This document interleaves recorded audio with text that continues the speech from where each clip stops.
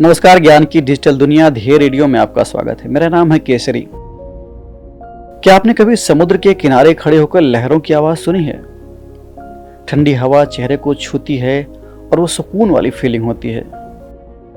लेकिन क्या होगा अगर आपकी नजर अचानक किसी चमकती हुई प्लास्टिक की बोतल पर पड़ जाए और फिर धीरे धीरे आप देखते हैं कि चारों ओर बस प्लास्टिक का कचरा ही कचरा फैला हुआ है। दोस्तों, हर साल करीब 400 मिलियन टन प्लास्टिक का कचरा पैदा होता है। 400 मिलियन टन।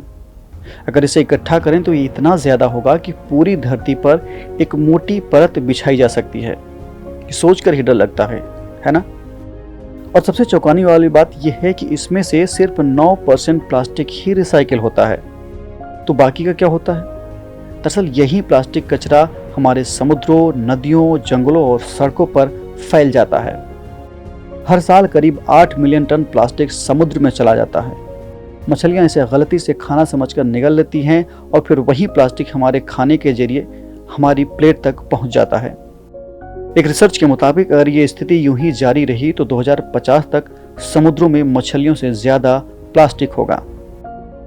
हाल ही में दक्षिण कोरिया के बुसान शहर में 175 देशों के प्रतिनिधि इकट्ठा हुए थे। यहाँ प्लास्टिक प्रदूषण पर एक वैश्विक कानूनी संधि पर चर्चा हुई। इसका उद्देश्य था कि एक ऐसा प्रस्ताव तैयार किया जाए जिससे प्लास्टिक का उत्पादन कम हो और इसके मैनेजमेंट के लिए कुछ ठोस कदम उठाए जाएं।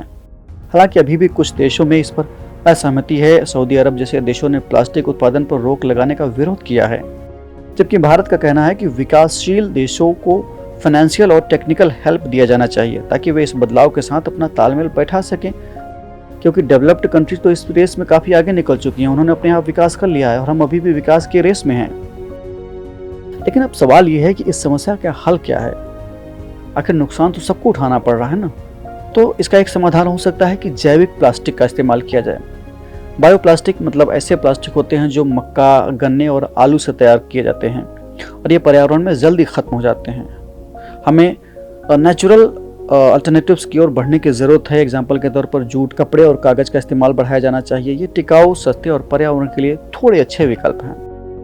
समस्या का समाधान केवल सरकारों और संगठनों तक ही सीमित नहीं है, तकनीकी भी इस दिशा में अहम भूमिका निभा सकती है।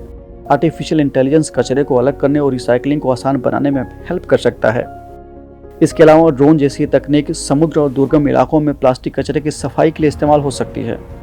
भारत ने 2021 में सिंगल यूज प्लास्टिक पर प्रतिबंध लगाकर एक बहुत बड़ा कदम उठाया था।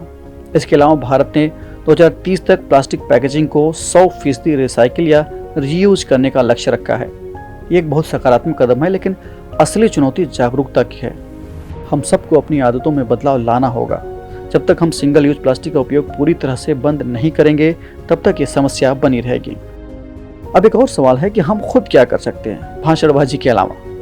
इसका जवाब बहुत आसान है। हमें प्लास्टिक बैग की जगह जूट या कपड़े के बैग का यूज करना चाहिए। सिंगल यूज प्लास्टिक से बचना चाहिए और अपने बच्चों और समाज को इसके खतरों के बारे में जागरूक करना चाहिए। बुसान की बैठक ने एक वैश्विक संधि की उम्मीद जरूर जगाई है, लेकिन असली बदलाव तब आएगा जब हर व्यक्ति और सरकार मिलकर इस दिशा में काम करेंगे। अगर हम प्लास्टिक को अलविदा कहें तो हम न सिर्फ अपने पर्यावरण को एक नई जिंदगी दे सकते हैं, बल्कि आने वाली पीढ़ियों के लिए एक साफ और सुरक्षित दुनिया छोड़ सकते हैं। ये सिर्फ सरकार या संगठन का काम नहीं है, ये हम सब का मिला जुला काम है। हम सब की जिम्मेदारी है, हर एक व्यक्ति की जिम्मेदारी है को इस दिशा में कदम बढ़ाए। तो इस एपिसोड में इतना ही। अगर आपको ये अच्छा लगा हो तो इसे अपने दोस्तों के साथ शेयर करें। ध्येय IAS को, ध्येय TV को सब्सक्राइब करना ना भूलें। साथ ही इस बारे में अपनी राय भी हमें कमेंट बॉक्स में ज़रूर बताएं। Thank you so much.